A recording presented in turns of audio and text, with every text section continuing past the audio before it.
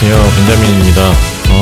오늘 조국혁신당이 선거판에 새로운 바람을 불어넣고 있는데 오늘은 조국혁신당에 대해서 몇 말씀 나눠볼까 합니다. 안녕하세요. 동작구 사는 정효실입니다. 네, 조국혁신당이 창당 발표 20일 만에 중앙당을 창당했는데요. 이거는 최단 기록이 아닌가 싶어요. 거의 광풍이라고 표현하는 게 맞는 것 같은데. 네, 그렇죠. 예. 정말 놀라운 거는 창당 이후 지지율이 민주당과 국민의힘에 이어 3위를 기록하고 있다는 거예요. 제3지대를 표방하며 창당한 여러 신당이 있지 않습니까? 또 녹색정의당과 새진보연합 등 이런 정당이 있는데 기존 정당을 누르고 제3당 위치를 차지하고 있다는 겁니다. 정말 놀라운 일이죠. 네, 맞아요. 조국 전 장관의 신당 창당에 대해서 호불호가 많이 갈려서 만만치 않을 거라는 생각을 했는데 창당 초기에 이렇게 폭발력을 발휘할지는 몰랐어요. 그렇죠. 적극적으로 지지하는 분들도 계셨지만 분열적 행태 또는 2심에서 유죄를 선고받았으니까 2심에서 유죄를 선고받은 사람이 창당을 하고 그리고 정치에 참여하는 것이 과연 온당한가?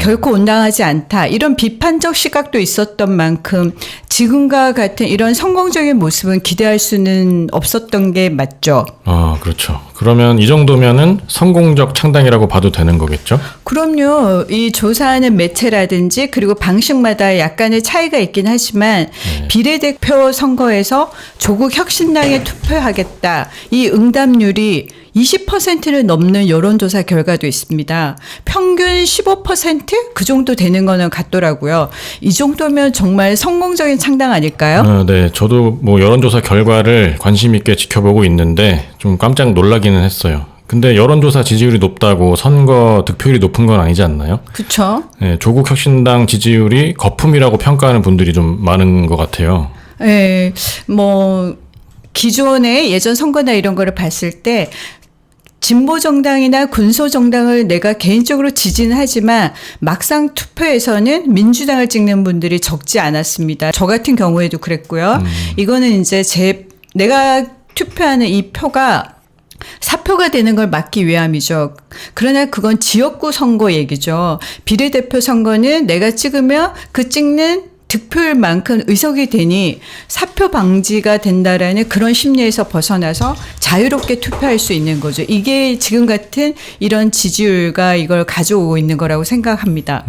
그러니까 사표 방지 심리에서 자유로우니까 조국혁신당 지지율은 그대로 득표율이 될 거다 이런 말씀이시죠? 네, 저는 그렇게 생각하고 있어요. 민주당 지지자 일각에서는 조국 전 장관이나 조국혁신당 창당에 대해서 굉장히 부정적인 시각을 갖고 계시는 분들이 있잖아요.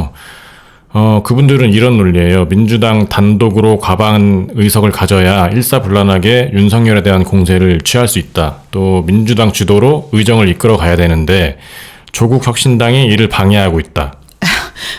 민주당 당원 지지자분들은 그렇게 생각하는 분들이 있을 수 있고 또 그럴 수 있다고도 보여집니다. 그렇지만 비례 전체 의석 46석 중에서 조국 혁신당이 가져갈 의석은 많아야 10석? 조금 더 이렇게 낮게 바라본다면 5석에서 7석 정도가 될 거라고 판단을 합니다. 아마 지난 총선에서 정의당이 가져갔던 5석이나 국민의당 3석을 가져오는 정도가 될 거라고 보여지고요.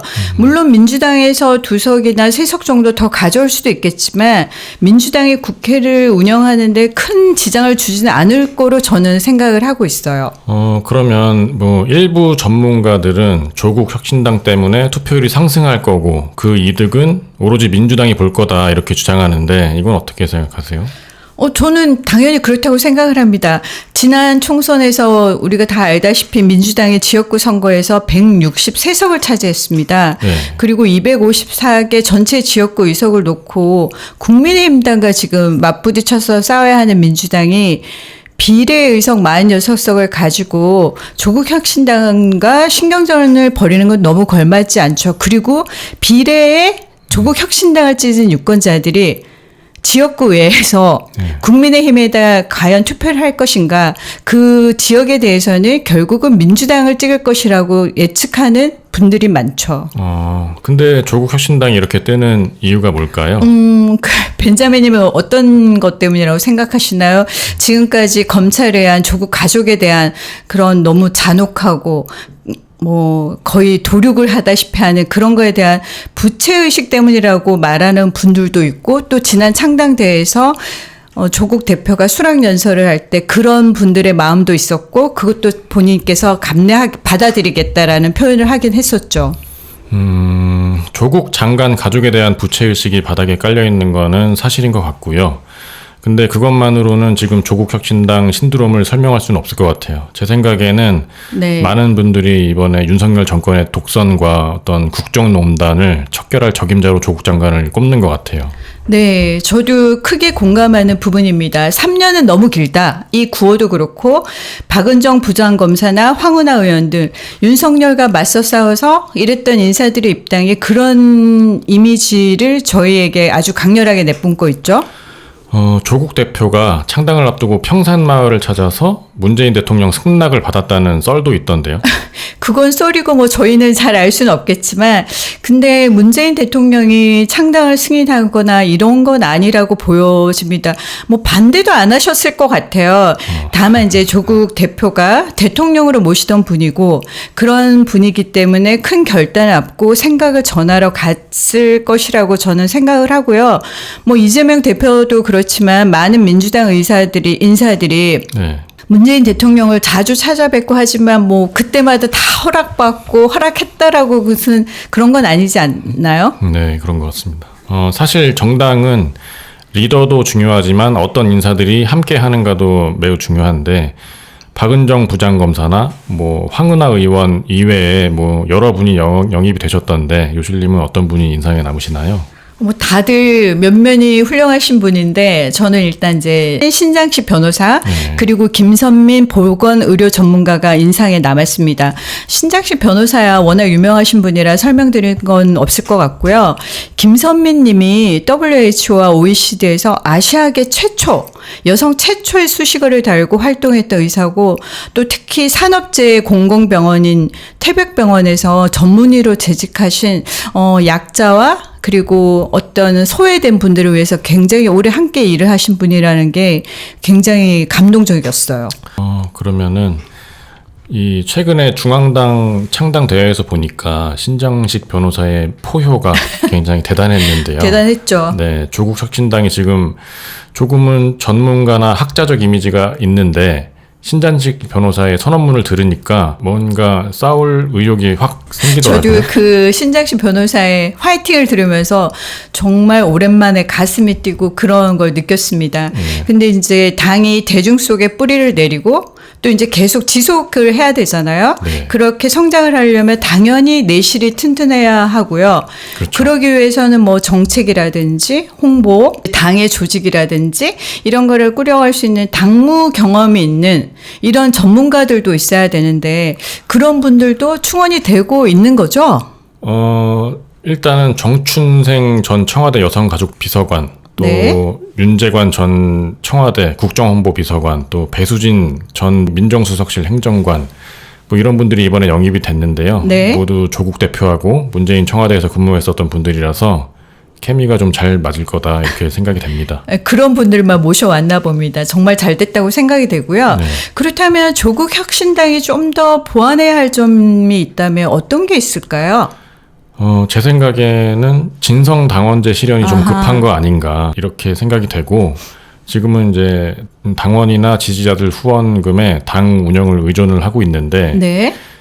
계획적이고 완성도 높은 정당이 되기 위해서는 당비를 내는 당원들로 당이 운영이 돼야 된다, 이렇게 생각합니다. 맞는 말씀이죠. 아마 그걸 염두에 두고 조국 혁신당도 그렇게 하고 있지 않을까 생각이 드는데요. 네.